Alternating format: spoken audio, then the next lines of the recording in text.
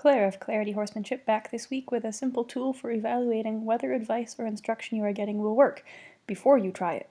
Nothing is worse than taking some advice and having it backfire. With this method, you can be sure it is safe to try before compromising your safety or your horse's. Everyone's particular way of dealing with horses is the only right way. That is an established fact in the horse industry. Unfortunately, that means there are about 1 million different right ways of doing things. So when you're watching a YouTube trainer or taking a lesson or talking with a friend about your horse, you'll probably get as many different ideas as people you talk to. Advice about horses that is not based on the scientific facts of how horses horse, that is, how they learn, interact, and behave, is going to be at least unhelpful, and at worst dangerous, to you or your horse, or both. The first thing to do is to take into account who the advice is coming from. Is it your certified coach, an evidence-based trainer, or a natural horsemanship one, a friend, or a rando online? There may even be several layers. For example, a friend of yours might be telling you something she got from her coach, who got it from an online trainer. If you know that your source of information already understands and applies the principles of equitation science, you can already have more confidence in the advice. If you're still not sure about it, remember that fabulous tool I'm always talking about, equitation science. Equitation science isn't a method. It explains the basic principles that govern how horses work. Therefore, it is able to evaluate any method or idea that comes your way. You can see if the advice is based on science and likely to work, or based on opinion and potentially detrimental. So rather than trying out every new idea you hear, filter it through equitation science by using the advice flowchart.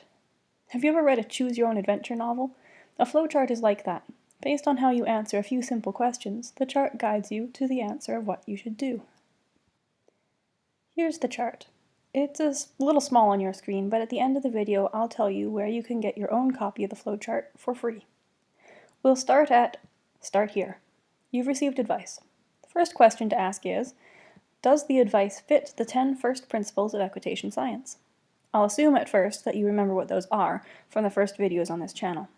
If we answer no, we arrive at the red box on the left that says the technique will either be ineffective or could cause harm to you and your horse. So let's answer yes instead. Next, we want to know if the giver of the advice can explain why they want you to use this method. If they can't, the chart advises caution, and to make sure that you understand what you're doing, get help, or find a better solution.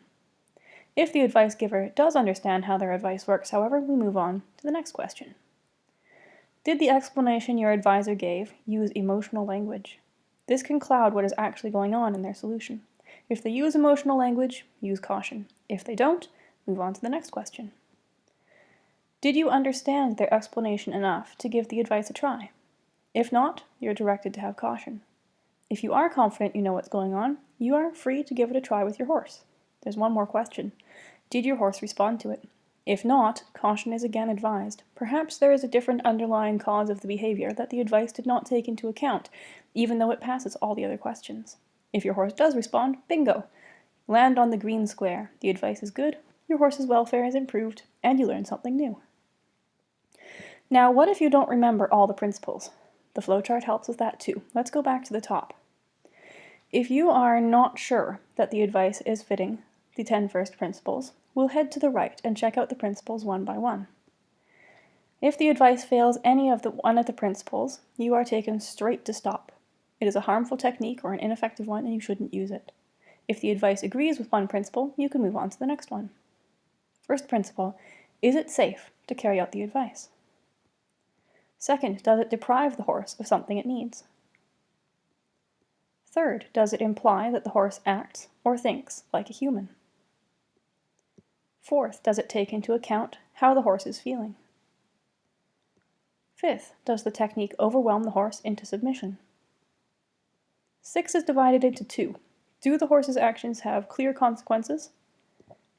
And does the method use punishment? Punishment is best avoided.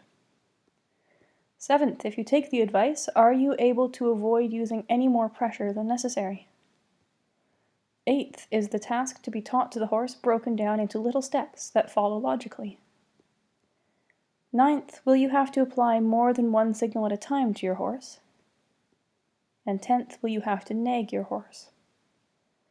If your advice passed all the principles, you hit that green box. Then you get to go through the gray boxes on the left again to ensure you understand what to do before taking the advice over to your horse.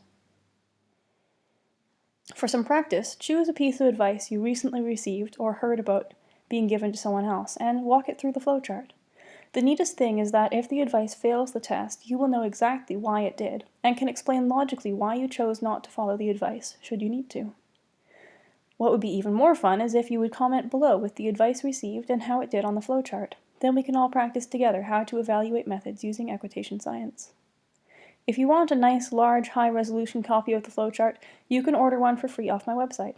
Once you enter your email, please allow about a day to receive it, as the process is not automated, and I'll be personally sending it to you. The chart has also been translated into Dutch by an equitation science colleague of mine in the Netherlands, Anne Mueller. That's it for today. Like, subscribe, and comment your findings below.